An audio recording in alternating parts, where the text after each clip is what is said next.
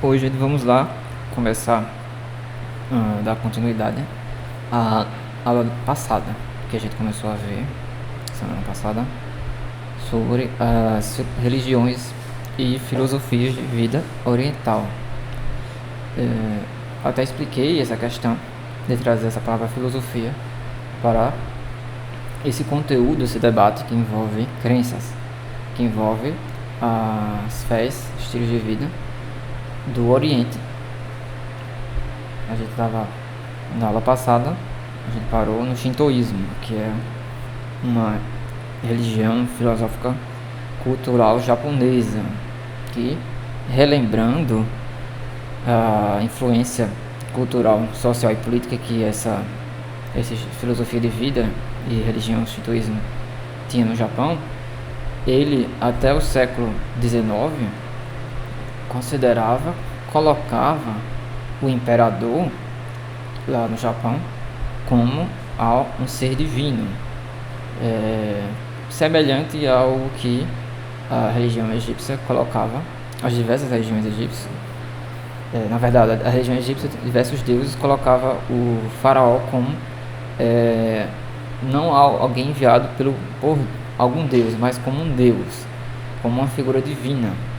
Eu até comentei ontem em algumas turmas na presencial sobre a questão do poder político, de domínio, de manipulação que essa concepção filosófica e política, quando é dada para algum cargo, né, essa concepção divina de que algum rei ou imperador ali alguém divino, o próprio Deus. E isso o próprio imperador no século XIX desfez isso, essa figura divina que o seu cargo tinha, dada pela crença do shintoísmo. Na verdade, século XX, após o final da Segunda Guerra, o imperador ele tirou esses privilégios, renunciou ao caráter divino, como a gente está vendo aqui na tela. Ele renunciou ao caráter divino atribuído à realeza do shintoísmo, que isso também era estabelecido na Constituição, que tinha ligação com a religião, e a nova Constituição ela faz esse desligamento, por assim dizer, e até hoje o cargo do imperador ele existe no Japão, mas ele é mais simbólico, em respeito às tradições culturais, como um monumento histórico, político, social e religioso vivo, como o próprio cargo da rainha da Inglaterra, hoje lá na Inglaterra.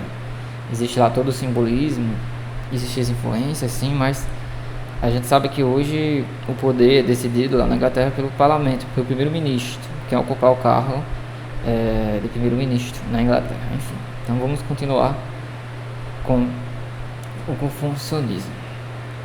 Também ele segue a mesma questão filosófica e, repetindo, deixando claro essa questão do tema, né, que se traz muito essa palavra filosofia, é justamente o que eu falei para vocês nas últimas aulas, o conceito de religião que se tem aqui do lado ocidental do planeta, por assim dizer, na cultura ocidental. Quando se fala em cultura ocidental, a gente fala do que? Países comparados à maioria dessas civilizações, dessas culturas orientais, países novos, recentes, até a própria Europa, que é séculos, até milhares de anos mais velhas do que as civilizações atuais, as culturas atuais americanas, né, do continente americano. Ela é nova a Europa é nova diante a cultura da boa parte dos países da Ásia, principalmente China e Índia. E existe concepções diferentes do mundo, que ele é criado no passado dos séculos, milhares de anos. Isso ele vai dando características de acordo com a evolução cultural, social de cada povo. E eu falei para vocês que esse termo religião, esse nome, que vem do latim, religio, né? Significa religar, ligar, fazer aquela ligação entre o terreno, nós no caso, o ser humano, a terra, e o céu, no caso o divino. A religião faz essa ligação no sentido dessa palavra. E esse termo, ele foi atribuído, ele foi absorvido pela religião cristã. Ou seja, é um termo, ponto de vista religioso, ponto de vista de crença, de fé, de um mundo ocidental. E, claramente, quando a gente fala da maior religião do Ocidente, é o cristianismo. E é como eu falei para vocês, essa questão de a gente chamar que algo é uma religião, a gente está caracterizando o nosso ponto de vista ocidental e com as influências cristãs. Eu não vou falar para todo mundo que é o nosso ponto de vista ocidental e cristão. É algo que é absoluto, né? Onde a gente nasce. Se você está no Ocidente, o ponto de vista vai ser ocidental, dependendo da sua fé. Então, já que existem fés diferentes, o correto a se dizer é uma influência ocidental do ponto de vista das influências também cristãs. Por mais que as pessoas tenham outras crenças ou nenhuma, ela é impactada em diversas formas por influências de outras religiões. E no lado ocidental, onde a gente vive, deixando claro que o planeta tem dois lados, o Oriente e o Ocidente, ele a grande influência religiosa é do cristianismo. Outras estão adentrando, como o islamismo, mas a influência ela é profunda do cristianismo. O próprio calendário que nós seguimos, as questões da própria palavra religião, como eu acabei de dizer, a presença de igrejas, questões do dia a dia cultural de cada país, que não vou ficar entrando em detalhes, senão a gente foge desse assunto aqui em específico. Então, essa palavra religião, a gente tem muito do ponto de vista ocidental e cristão, e muitas outras crenças, por isso que a forma correta de se falar é crença.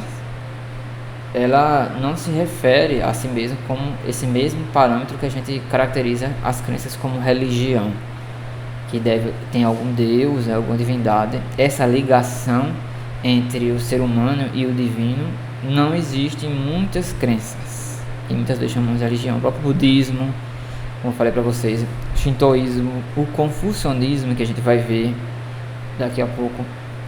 Então, por isso que religiões e filosofias de vidas orientais, orientais e boa parte asiáticas. Uma religião que existe vários deuses, que é politeísta, que tem também questões filosóficas, é o hinduísmo, como a gente já viu. O hinduísmo são vários deuses, inclusive tem um lado de organização social, né?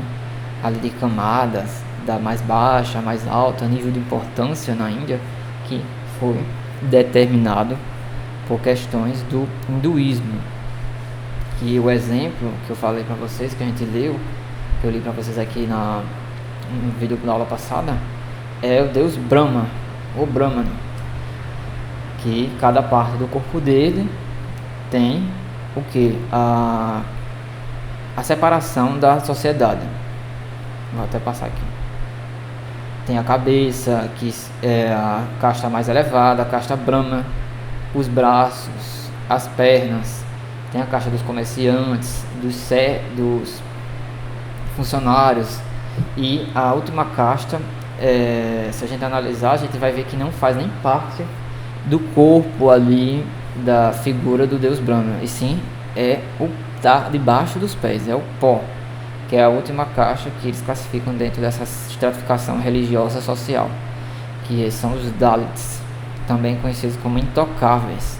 São considerados puros não só apenas pelo que eles fazem, pelo que antigamente era obrigatório eles fazerem por toda a sua vida, mas sim por ser algo inferior, entre aspas, dentro. Eu digo entre aspas porque nós temos a nossa concepção aqui fora, mas é considerado inferior dentro dessa concepção da crença do hindu, né? Então, ele tem essa questão de inferioridade pela posição religiosa e também as suas práticas cotidianas, a limpeza das ruas, a manutenção, mover os cadáveres depois dos rituais de enterro, enfim. E é uma determinação sociopolítica, mas ela se configura como uma religião, mesmo dentro dos parâmetros, mesmo dentro do que a gente tem aqui do lado ocidental cristão, né, do planeta, com a maioria das influências cristãs, na verdade. E tirando essa questão do hinduísmo, as outras, a maioria, ela tem uma visão um pouco diferente. Além de não terem nenhum deus, muito menos vários, elas não têm essa visão de estratificação social por questões de influência, de ser abençoado, direcionado por alguma divindade. Então, essa particularidade de religar, né, os seres humanos a alguma divindade, ela não existe no budismo, no confucionismo, no shintoísmo. Somente o budismo, que ele é o mais difundido, né, a terceira maior religião do mundo. Como eu falei, essa própria religião é só para a gente entender. A terceira maior crença do mundo. A gente tem o budismo como a terceira maior crença do mundo e que não existe um Deus específico, como eu já passei para vocês. O Buda, ele não é um Deus, como muitas pessoas imaginam. Siddhartha Gautama, né, que nasceu em Kapilavastu, na Índia, como eu passei para vocês na aula presencial, né, ele observou lá toda a desigualdade ao redor na Índia, do palácio em que vivia, e achou isso, além de obviamente impactante, ele quis entender porque existia, né, ainda existe cada vez mais tanta desigualdade no mundo, tanta maldade, né?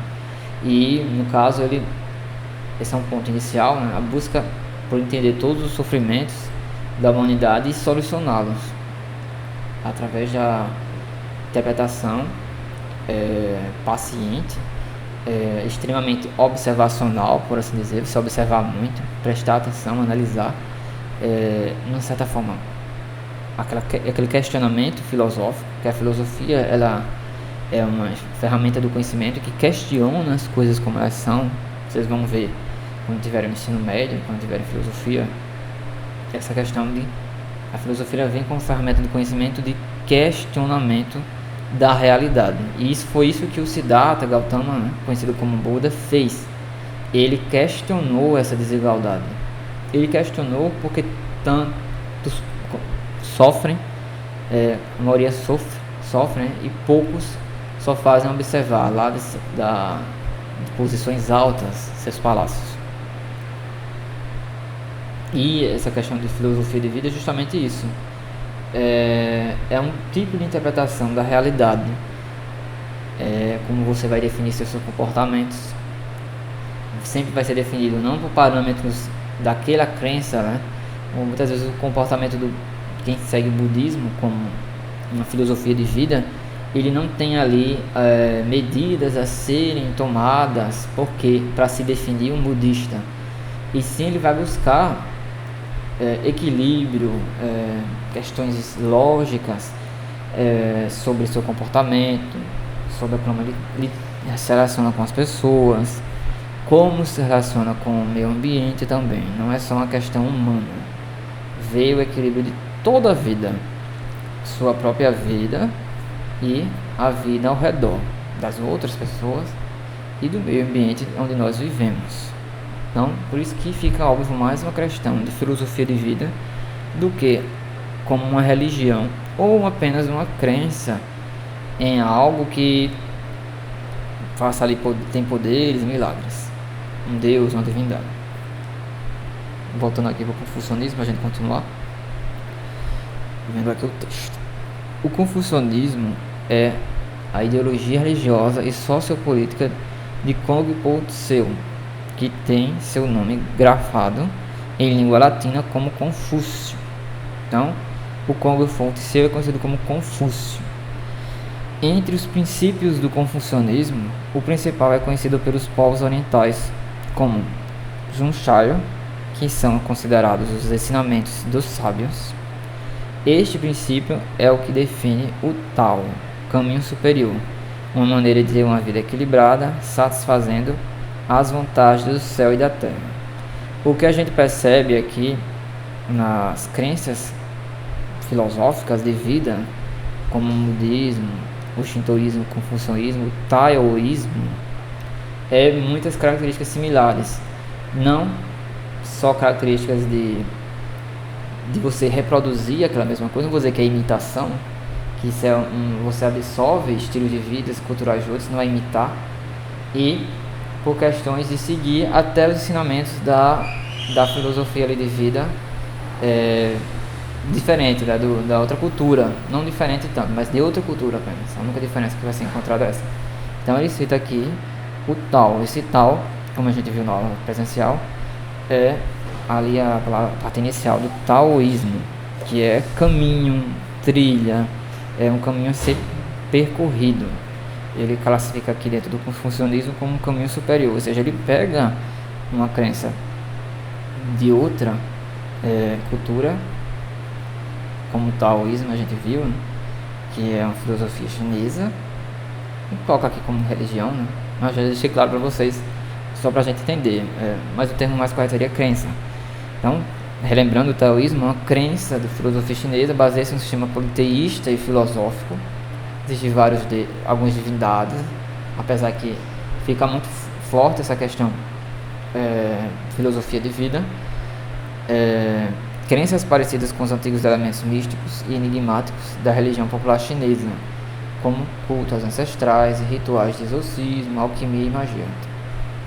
Só relembrando aqui sobre o taoísmo, que é do Lao Tse. O confucionismo também é na China, assim como o taoísmo, né? Quando fala que um aprende sobre as crenças tradicionais chinesas, a gente vai perceber que vai ver esse compartilhamento de percepções parecidas ou iguais de outras crenças, né? Como a gente acabou de ver, o confucionismo e o taoísmo, que segue o próprio princípio que define o taoísmo, que é o Tao, caminho, passagem. Então, uma maneira de ter uma vida equilibrada, satisfazendo as vontades do céu e da terra. Diferente do budismo, a gente tem aqui uma ligação um tanto divina. Então a gente pode também se referir a uma religião, do ponto de vista que a gente tem aqui no Ocidente. Então, existe os atendimentos, né, das demandas, por assim dizer, que fazem religar a terra e o céu, o divino e o humano. Além de filósofo, né, Confúcio também foi um mantra para o seu povo. Mantra é algo que é repetido e tem como não só a repetição para você ficar ali decorando, para ser decorado, e sim como algo que tenha poder, que lhe influencia a tomar decisões, que lhe traga ali energias positivas, energias definidoras de caráter solucionador, por exemplo. Nele, as pessoas buscavam um modelo de comportamento e resposta para seus anseios. A filosofia do pensador chinês fazia uma fusão com outros cultos religiosos da antiguidade chinesa, inclusive os que lidam com deuses imortais, os ancestrais, né? Fala dos deuses imortais, algumas figuras notáveis, tirando um pouco do shintoísmo, né, que tinha a figura divina no imperador. Então, o imperador ali chinês poderia ser também cultuado como alguém ali que representava definitivamente algum deus, fazendo nascer uma forma de sincretismo de religiões. Sincretismo são mistura de várias culturas religiosas aqui no caso. A doutrina do confucionismo durou na China aproximadamente 2.000 anos, indo do século II ao século XX, com milhões de adeptos. Além da forte presença na China, a religião de Confúcio também tem diversos adeptos no Japão, Singapura e Coreia do Sul.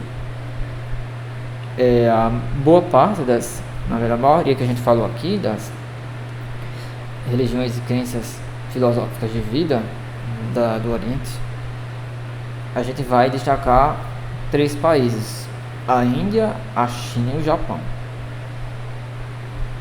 Por isso que, apesar de ter surgido na China, ele tem influência até no Japão, que a própria o próprio confucionismo, né, se tem algumas coisas que se baseiam na outra crença chinesa e também na crença do Japão, né, o shintoísmo.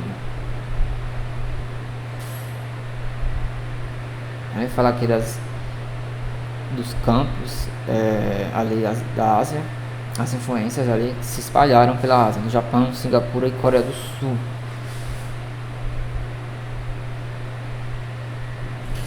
As ideias pregadas no confucionismo são bastante diferentes das encontradas nas religiões tradicionais do Ocidente.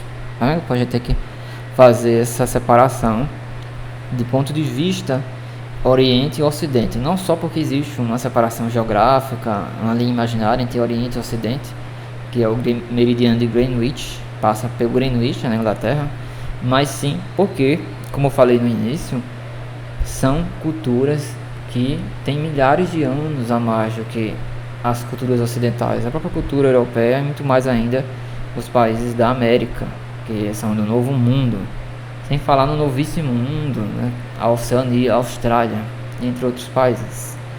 Então existe ponto de vista que antecede ali outras culturas em muito tempo. Então a gente não só pode como deve fazer essa separação, não uma separação para categorizar melhor ou menor, maior, ser melhor ou não ser, ser errado ou não, e sim para a gente entender, fazer, se for fazer uma comparação é só apenas como questão de a gente elencar, a gente ali fazer uma lista das diferenças que existe entre as concepções de crenças ocidentais e orientais. As ideias pregadas por Confúcio são bastante diferentes encontradas nas religiões tradicionais do Ocidente, né? Como eu acabei de falar. Na filosofia de Confúcio não há um Deus, uma unidade criadora, e muito menos templos ou igrejas. Sua doutrina fundamenta-se na busca pelo tal, né? Como a gente falou mais acima, atrás. A harmonia da vida e do mundo. Para atingir o tal, o confucionismo coloca a família como base de uma sociedade em que todos os seres humanos vivem em harmonia. Esta família começa nos governantes, que devem amar o povo como verdadeiros pais, e termina nos súditos, que têm o dever de ser obedientes e humildes como filhos. Outra das características presentes no confucionismo é o culto aos antepassados. Para Confúcio, os seres humanos são formados por 4 dimensões: o eu, a comunidade, a natureza e o céu.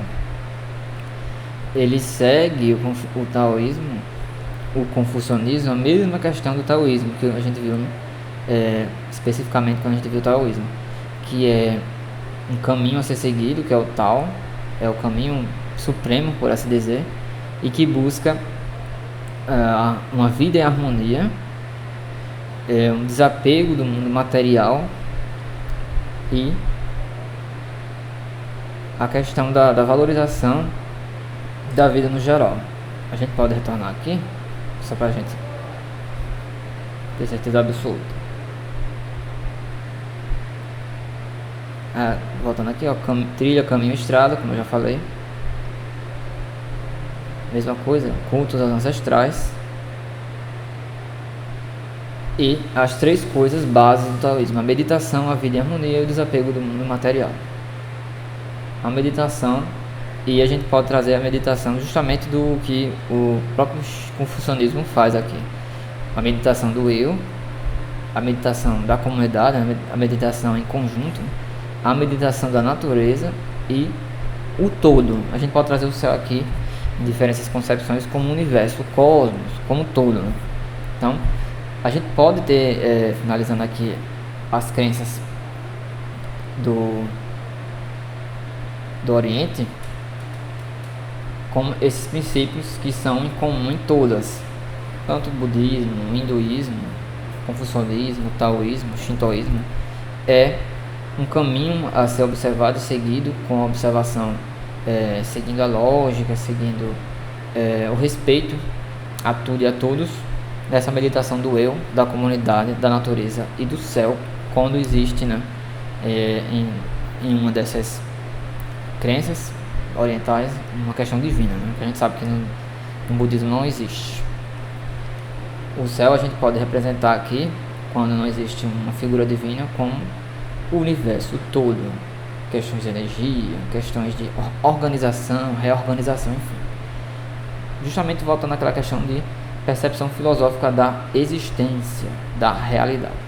Além disso, prega que os seres humanos têm que possuir 5 virtudes essenciais, que são amar o próximo, ser justo, ter comportamento adequado, ter consciência da vontade dos céus, cultivar a sabedoria e a sinceridade. Mais uma vez aqui, quando uma filosofia que a gente vai... Se a gente pegar a influência do taoísmo não, confucionismo, que tira algumas influências do taoísmo, a gente pode referir essa questão ter consciência da vontade do céu justamente a ter consciência da vontade da própria natureza, quando não há, lembrando, né, uma divindade a ser seguida, a ser observada, a ser obedecida, como no budismo.